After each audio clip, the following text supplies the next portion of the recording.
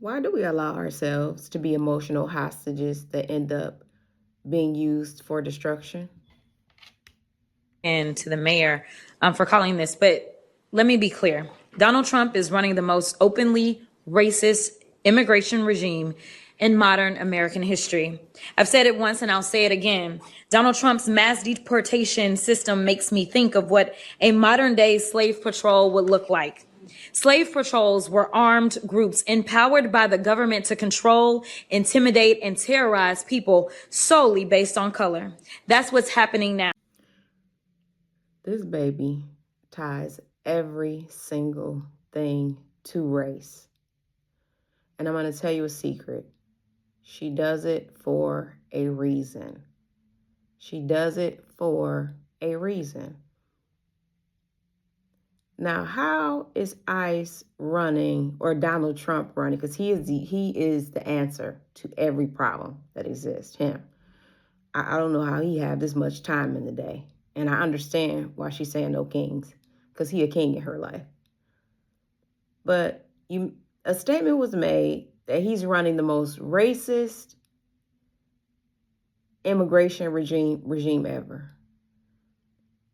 Well, that I don't understand that, because if it's related to immigration, I'm assuming it ties to citizenship status, which is legal citizenship versus illegal citizenship. How is that tied to race? It's tied to status, citizenship status. And here's the bigger question, right? Here's the bigger question. Why are Democratic leaders exposing their citizens in their states to this type of violence? Why don't you let law enforcement handle this? Why would you tell your people to go out and storm the streets and get in the way of federal operations? Why don't you let local police officers arrest people on traffic violations to pull out the most violent offenders? Remember, because I thought the conversation was, yeah, not everybody, but let's just get the most violent people. Generally speaking, violent people are going to come in contact with law enforcement. So once they come in contact with local law enforcement, local law enforcement work with ICE to detain the person until they get there. But guess what? The Democrats hate you, and they hate you so much that they expose you to these conditions and tell you it's Donald Trump's fault, when they could just comply. So nobody has to go. ICE doesn't have to go into the neighborhoods. ICE doesn't have to go make mistakes and people get caught up in a whole firestorm. How is somebody supposed to operate at 100% accuracy when you got agitators outside, you got people protesting outside, and you got all of these conditions? How is somebody supposed to operate like that? I don't know. And the weird part for me is the same people that worked for ICE this year worked for ICE 2, 3, 4, 5 years ago. So what changed? The administration changed. And just like they used you as a casualty during the shutdown, they're using you as a casualty now, Miss Jasmine Crockett. And then we bring up slave patrols. Oh my God. When will it stop? When will it stop? I'm so sick of slavery being the calling card that causes everybody to get outraged. Somebody said this.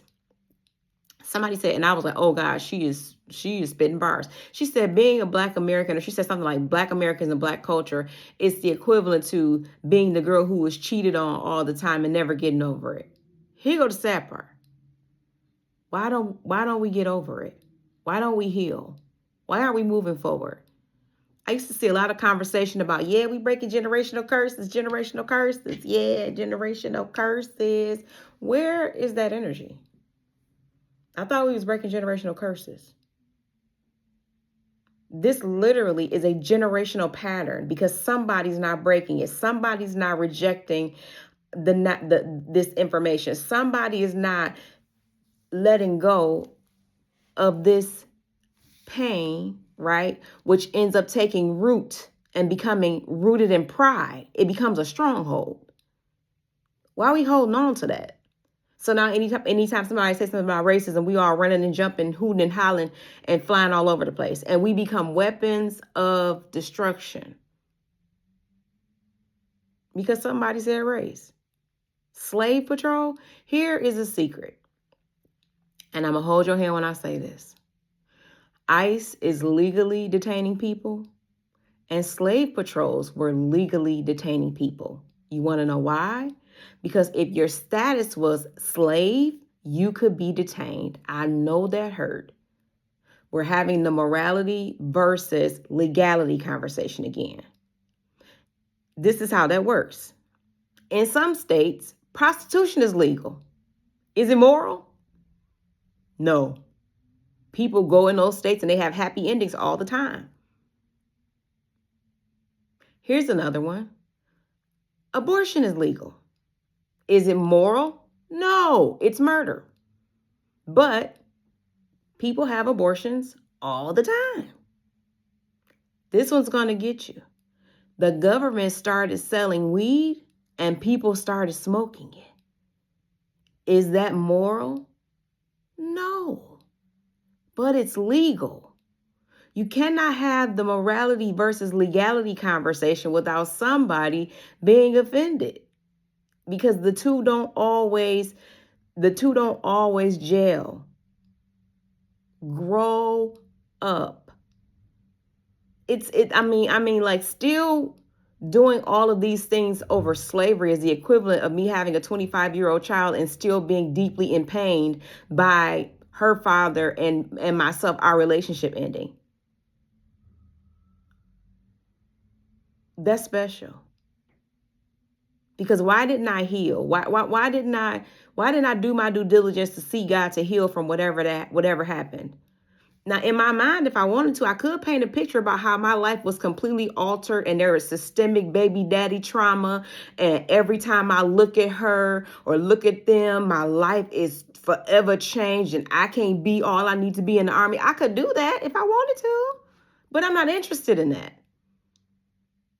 Because my life is in my hands. And guess what? Greater is He that lives in me than he that's in the world. Stop being a weapon of destruction for somebody's political gain. Stop doing that.